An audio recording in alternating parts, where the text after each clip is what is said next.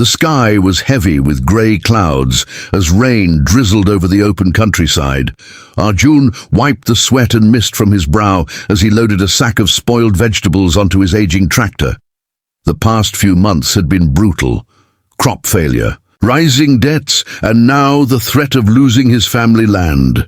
Still, he kept going. That's what farmers did. They survived. As he turned onto the narrow, muddy road leading back to his village, something unusual caught his eye. A sleek, black luxury sedan was parked on the roadside, its hood up, steam rising from the engine. Arjun frowned. It was rare to see such a car out here far from the city, and rarer still to see someone stranded alone.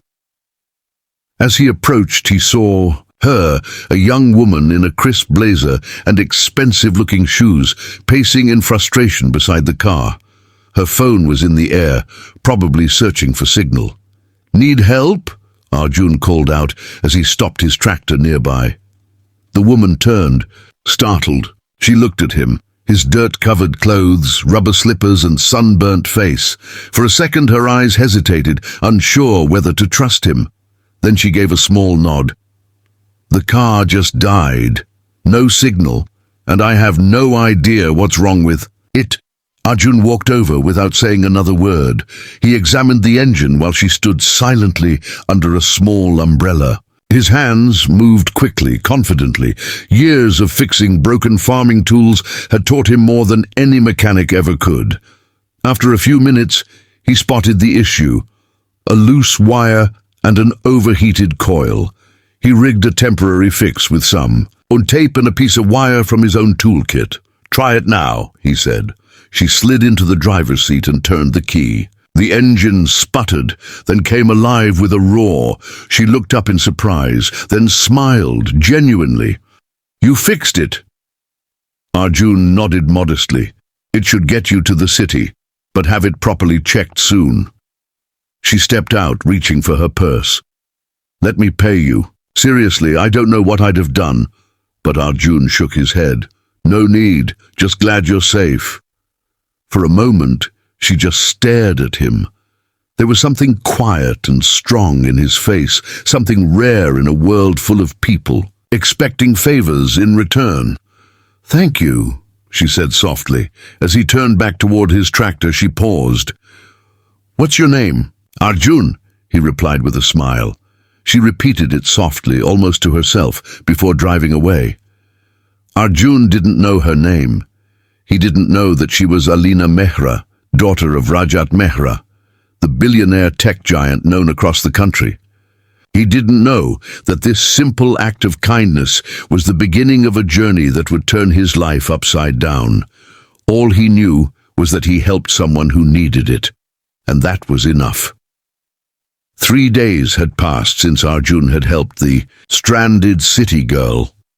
Life had returned to its usual rhythm, early mornings in the fields, feeding the cattle, and wondering how much longer he could keep his farm alive. The skies were clearer now, but Arjun's thoughts remained clouded with worry. The bank had called again. If he didn't pay soon, the land his father had tilled for 40 years would be gone. Just after noon, as Arjun sat on the front porch sipping chai, a deep, unfamiliar hum echoed down the dirt path to his farmhouse. He looked up, squinting into the sun. A sleek convoy of black SUVs rolled toward him, their polished exteriors wildly out of place in the dusty rural setting. Chickens scattered. His younger brother peeked through the door in alarm. The cars came to a halt just beyond the broken fence. Out stepped the same girl, now in designer clothing, her posture confident, but her smile as warm as before. "Arjun," she said, stepping forward. He stood, unsure what to say. "You again?" She laughed lightly. "Yes. I told my father. About you. He wanted to meet the man who helped me without even asking my name." Behind her, a tall, well-dressed man emerged from the vehicle. Arjun recognized him immediately. Rajat Mehra, the tech billionaire who was often on the news. Arjun froze. Mr. Mehra extended his hand. You helped my daughter when you didn't have to. People like you are rare, Arjun. Arjun awkwardly shook his hand, his heart pounding. She told me everything about how you fixed the car, refused money, and just walked away. That's not something we see often. So I have a proposal. Arjun glanced at the others. Cameraman, assistants, security. This was real. We're launching a new eco-farming initiative. It's part of our sustainability tech division. We need someone who knows the land, who understands the struggle. Someone honest. I want you to lead it. You'll have resources, staff, and full ownership of a model farm near the city, and it will clear your debts. Arjun blinked. Sir, I'm just a farmer. I don't even know how. We'll train you, Alina said gently. You have what we can't teach, heart. Tears welled in Arjun's eyes. For years he'd been invisible to the world, just another poor farmer buried in dust and debt. And now, standing in front of a billionaire, he was being offered a second chance. A future.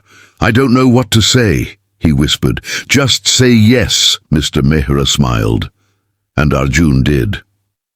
As the sun dipped behind the fields, painting the sky in orange and gold, Arjun looked back once more at his little farmhouse. Life had been unfair, yes, but sometimes even the smallest act of kindness could open doors no one expected.